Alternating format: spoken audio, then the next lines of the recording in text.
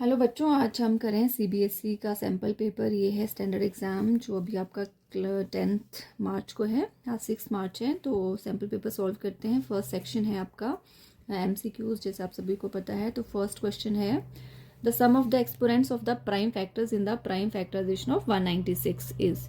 तो 196 की prime factorization करेंगे। उसके जो भी प्राइम फैक्टर्स हैं, प्राइम फैक्टर्स को एक्सपोनेंशियल फॉर्म में लिखेंगे और एक्सपोनेंट्स का सम भी इस क्वेश्चन का आंसर होगा। तो 196 को फैक्टराइज किया है। यहाँ पे 196 के प्राइम फैक्टर्स हैं 2 2 एंड 7 7। सो इसको एक्सपोनेंशियल फॉर्म में लिखेंगे तो 2 की पावर 2 मल्टीप्लाई 7 की पावर 2। तो एक्सपोनेंट क्या है 2 एंड 2, तो इनका सम कितना आ गया 4। तो option C is the correct answer. Okay, next question है find the number of zeros of polynomial which is P X polynomial in X in the given figure given below. P X यानी कि x में polynomial है, तो x axis पे ये curve जितने बार cut करेगी एक्स एक्सिस को, उतने ही इसके जीरोज या सॉल्यूशंस होंगे। तो 1 2 3 4 प्लेसेस पे ये कट हो रही है x axis by this graph. So solution is 4 या नंबर ऑफ जीरोज भी कितनी होंगी 4। तो अब ऑप्शन बी जो है वो करेक्ट आंसर है। क्वेश्चन नंबर 3 है the lines represented by the linear equations y is equals to 4 and x is equals to 4 intersect at p। The coordinates of the point p are. तो ये line है y is equals to x। अगर इसका graph plot करें तो ये जो first line है y और x बराबर, यानी कि जब 0 तो दोनों 0, 1 तो दोनों 1, 2 तो दोनों 2, -1 तो दोनों -1, यानी कि straight line going through the origin. तो ये वाली इक्वेशन हो गई y is equals to x की, और x इज इक्वल्स टू 4 1 2 3 4। अगर यहाँ पे 4 ले लें तो y की किसी भी वैल्यू के लिए x की वैल्यू क्या होगी, हमेशा 4 होगी। तो ये वाली लाइन इस तरह से क्रॉस करेगी। तो जहाँ दोनों मीट कर रही हैं वो p पॉइंट है, उसके कोऑर्डिनेट्स आपसे पूछे गए हैं। तो बिना ग्राफ के भी आप इसको नॉर्मली सॉल्व कर सकते हो। यहाँ पे x की वैल्यू 4 होगी और यहाँ ऑब्वियसली x की वैल्यू 4 ही होगी, क्योंकि जो वैल्यू यहाँ पे x की है इस कर्व में उतनी ही y की है। अदरवाइज सिंपल है, y is equal to x and x is equal to 4। तो x की वैल्यू 4 है तो उतनी ही y की वैल्यू है, यानी कि y भी क्या है 4। तो सॉल्यूशन क्या होता है आपका x, y। So solution will be 4, 4। तो ये ग्राफ गिवन था इस क्वेश्चन के लिए। तो इस p के कोऑर्डिनेट्स आगे 4, 4 which is option 1। Next question है if y is equals to 1 is the common root of the equation ay² plus ay plus 3 is equals to 0 and y² plus y plus b is equals to 0, then ab equals to. तो y की value given है 1, यहाँ पर भी put करेंगे, यहाँ पर भी, यहाँ से a की वैल्यू मिलेगी, यहाँ से b की, और उनका प्रोडक्ट ही आंसर होगा। सो इक्वेशन है आपकी ay² plus ay plus 3 is equals to 0। y की जगह 1 पुट करेंगे तो आ गया a plus 3 is equals to 0, that is 2a plus 3 is equals to 0। तो a is equals to -3/2। Second equation है आपकी y² plus y plus b is equals to 0। Again put the value of y 1 will get b। तो 1 + 1 2 पर जाएगा -2। सो हमसे पूछा गया है what is a into b। तो -3/2 इंटू -2, आंसर इज 3। तो option A is the correct answer. Okay, next question है the common difference of AP की 3 टर्म्स हैं, फर्स्ट सेकंड थर्ड, और कॉमन डिफरेंस पूछा है। तो कॉमन डिफरेंस क्या होता है a2 माइनस a1, या थर्ड टर्म में से सेकंड को माइनस कर लो। वैसे एक ही आंसर आएगा, मैं दोनों से बता रही हूँ आपको। तो a2 है 1 माइनस p अपॉन p, उसमें से माइनस करना है first term, that is 1 upon p। या तो यहाँ से निकाल सकते हैं या आप यहाँ से भी निकाल सकते हो। थर्ड टर्म है 1 minus 2p over p, minus second term है 1 माइनस p ओवर p। अगर यहाँ से निकालेंगे एलसीएम p आ जाएगा, ऊपर है 1 माइनस p माइनस 1, 1 1 कैंसिल, तो minus p over p, that is -1। और यहाँ से फाइंड करेंगे तो again LCM is p, 1 minus 2p minus 1 minus minus plus p, 1 get cancelled, -2p plus p is -p over p। तो यहाँ से भी आएगा answer -1। So common difference is option 1 -1। Okay, next question है a well plan locality has 2 straight roads perpendicular to each other, there are 5 lanes parallel to road 1। तो ये road 1 है, इसके पैरेलल भी ये 5 रोज हैं, and each lane has 8 houses as in seen in figure. तो हर एक लेन में कितने हाउसेज हैं, 1 2 3 4 5 6 7 8 हाउसेज हैं। Chaitanya lives in 6th house of the 5th lane. 5th lane के 6th हाउस में चैतन्य रहता है, and Hamida lives in the second house in the second lane के सेकंड हाउस में। तो what will be the shortest distance between their houses? तो यहाँ पे चैतन्य के कोऑर्डिनेट्स भी गिवन है, हामिदा के भी। डिस्टेंस फॉर्मूला से आप इसके बीच का शॉर्टेस्ट डिस्टेंस निकाल लेंगे। तो ये हमें निकालना है चैतन्य और हामिदा। देखिए चैतन्य के कोऑर्डिनेट्स हैं 6,5, हामिदा के कोऑर्डिनेट्स हैं 2,2। तो डिस्टेंस फॉर्मूला से सी और एच के बीच का डिस्टेंस क्या होता है? x2 minus x1 that is 6 minus 2 whole square plus y2 minus y1 whole square. 6 minus 2 is 4, 4 square 16, 5 minus 2 3, 3 square is 9, that is under root 25, which is 5. So answer will be 5 units, option B. Next है question number 7. 3 consecutive vertices of parallelogram ABCD are this. The coordinates of the fourth vertex D are. तो parallelogram है ABCD, चारों vertices दिए हैं आपको। ए के vertices हैं -4,2, B के वर्टिसेस हैं ए के वर्टिसेस हैं 1,2, ए के वर्टिसेस हैं 1,2, बी के वर्टिसेस हैं 1,0, सी के वर्टिसेस हैं 4,0 और डी के वर्टिसेस फाइंड करने, इसको x, y मान लिया। तो वी नो दैट पैलोग्राम के डायगोनल्स बाइसेक्ट करते हैं, तो बीच का मिड पॉइंट हमने मान लिया O, इसके कोऑर्डिनेट्स मान लिए A, B। तो ये BC का भी मिड पॉइंट है और ये AC का भी मिड पॉइंट है। तो O के जो कोऑर्डिनेट हैं A, B वो मिड पॉइंट फॉर्मूला से निकालेंगे। अगर AC का ये मिड पॉइंट है तो A के कोऑर्डिनेट्स क्या होंगे? x1 + x2/2, 1 + 4 यानी कि 5/2, तो 5/2 आ गया। और B के कोऑर्डिनेट्स y2 + y1, 2 + 0/2 इज 1। वैसे ही ये BD का भी मिड पॉइंट है, तो BD के अकॉर्डिंगली A के कोऑर्डिनेट्स क्या होंगे? x1 + x2 that is x + 1/2 और B के कोऑर्डिनेट्स क्या होंगे? y + 0 that is y/2। अब A के कोऑर्डिनेट्स को इक्वेट कर लेंगे, तो x + 1/2 is equals to 5/2, x is equals to 4। वैसे B के कोऑर्डिनेट्स को इक्वेट करेंगे तो यहाँ से आ जाएगा हमारे पास y/2 is equals to 1 that is y is equals to 2। So ये आ गया हमारे पास फोर्थ वर्टेक्स के coordinates 4,2 that is option C. Next है question number 8। In the given figure AB parallel to CD, trapezium है ये, and then AP is equals to AP। इसकी वैल्यू फाइंड आउट करनी है। गिवन है AB की वैल्यू गिवन है, P से C की वैल्यू गिवन है, PD की वैल्यू गिवन है और DC की वैल्यू गिवन है। तो हमें दिख रहा है यहाँ पे ये दोनों लाइन्स पैरेलल हैं, ठीक है। तो ओके, यहाँ पे आपको इस ट्राइंगल और इस ट्राइंगल को अगर कंपेयर करें तो इसमें से दो साइड्स की रेशो दे रखी है। दैट मीन्स कि हम यहाँ पे डायरेक्टली सिमिलैरिटी को यूज़ कर सकते हैं। हम ट्राइंगल ABP और PDC में सिमिलैरिटी यूज़ करेंगे। ये देखिए एंगल वर्टिकली अपोजिट से बराबर हैं, ये लाइन्स पैरेलल हैं, तो इस तरफ से ये ऑल्टरनेट एंगल्स, इस तरफ से ये भी ऑल्टरनेट एंगल्स। तो दोनों ट्राइंगल्स कॉन्ग्रुएंट होगी AAA से या AA से, ठीक है। तो यहाँ पे ट्राइंगल कौन सी? ये वाली APB। Triangle APB is similar to triangle, ये A वाला एंगल C के बराबर है तो A की जगह पे यहाँ पे C लिखेंगे। P पे वर्टिकली अपोजिट दोनों सेम है तो P यहाँ पर आएगा, और B का वर्टिकली अपोजिट D है तो B के प्लेस पे यहाँ पे D आएगा। ये दोनों सिमिलर हैं AAA सिमिलैरिटी रूल से। अगर सिमिलर ट्राइंगल हैं तो रेशोस बनेगी, करस्पॉन्डिंग साइड्स प्रोपोर्शनल होती हैं। तो AP किसके प्रोपोर्शनल होगी? CP के, यानी कि AP/CP इज इक्वल्स टू, हमें साइड गिवन है AB, तो ये इक्वल्स टू होगी AB/CD। तो यहाँ से AP हमें पूछा गया है कितना है, AP is equals to CP पर जाके मल्टीप्लाई कर लेंगे, CP × AB/CD।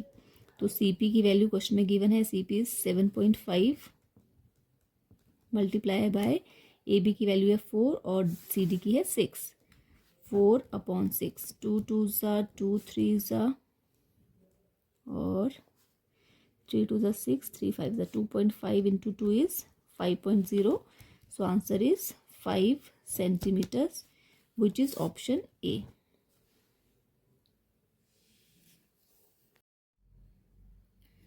Okay, next है question number 9। In the given figure, ये फिगर गिवन है यहाँ पे देखिए, एक्सटर्नल पॉइंट से दो टेंजेंट खींची गई हैं PQ एंड PR। तो यहाँ पे आपको रेडियस दी है ओ क्यू 3 सेंटीमीटर और ओ पी सेंटर से इस एक्सटर्नल पॉइंट का डिस्टेंस है 5 centimetre. Then the length of P R, यहाँ हमें पी आर फाइंड आउट करनी है, या तो आप यहाँ पे रेडियस खींच लीजिए, अदरवाइज इसी ट्राइंगल से पी क्यू फाइंड कर लीजिए। P Q is equal to P R, दोनों लेंथ टेंजेंट की लेंथ बराबर होती हैं अगर वो एक ही पॉइंट से खींची गई हों।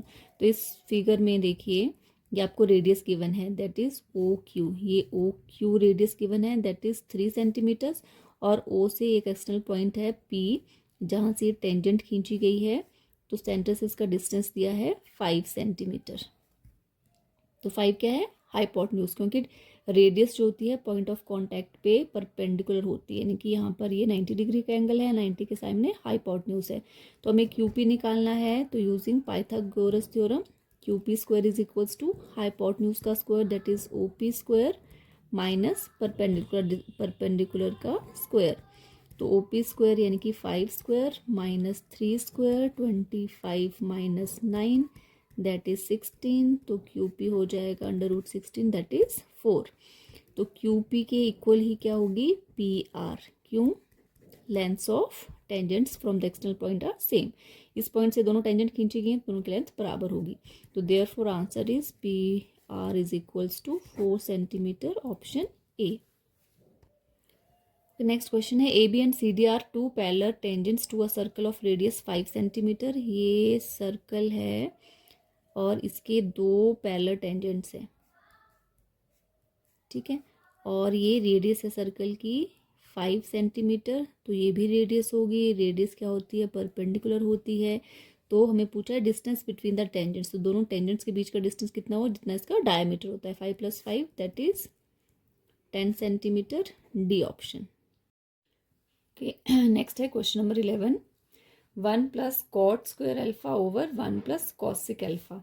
इसको सॉल्व करेंगे तो देखिए cot स्क्वायर अल्फा यहाँ पे आइडेंटिटी बन रही है। आइडेंटिटी क्या है, आइडेंटिटी है cosec square alpha is equals to 1 + cot square alpha, theta जो कुछ भी मान लीजिए आप।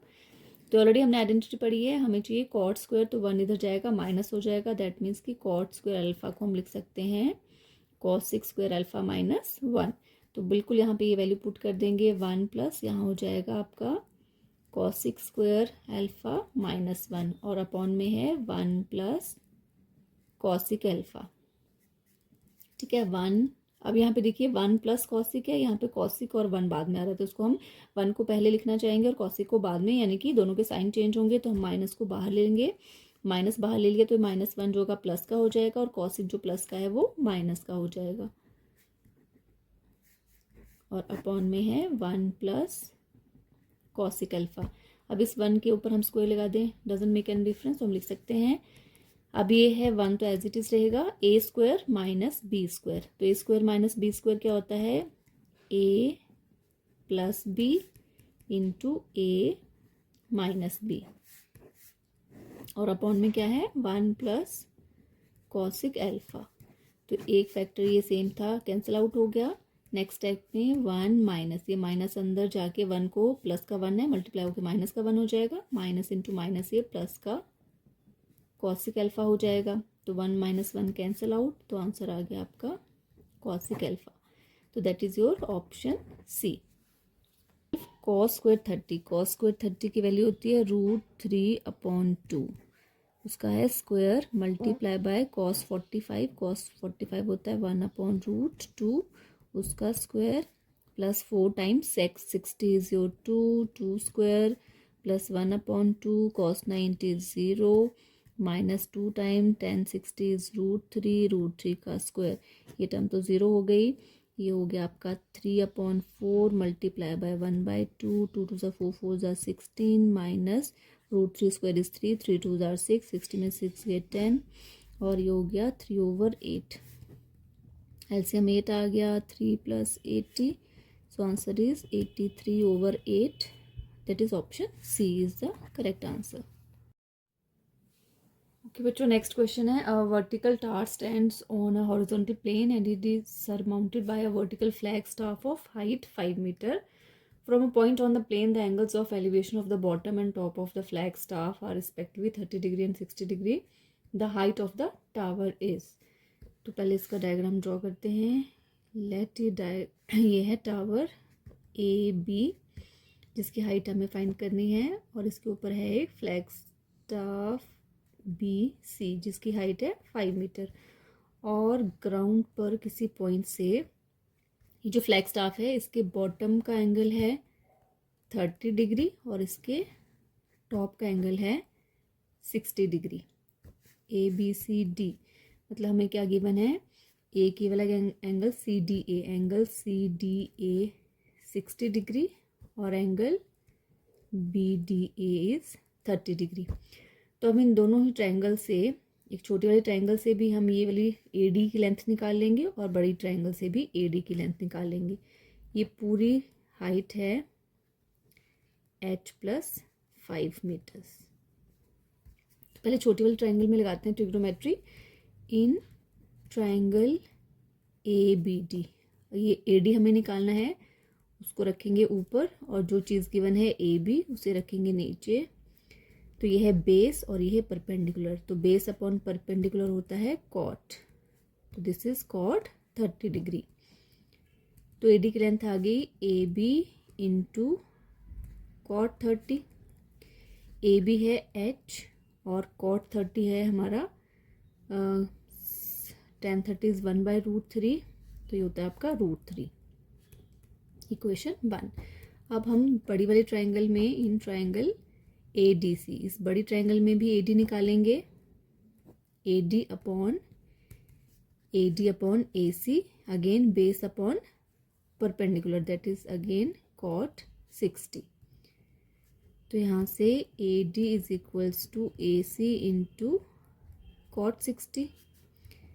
तो AD आ जाएगा AC है पूरी height, that is your H + 5 into tan 60 is your 1/√3।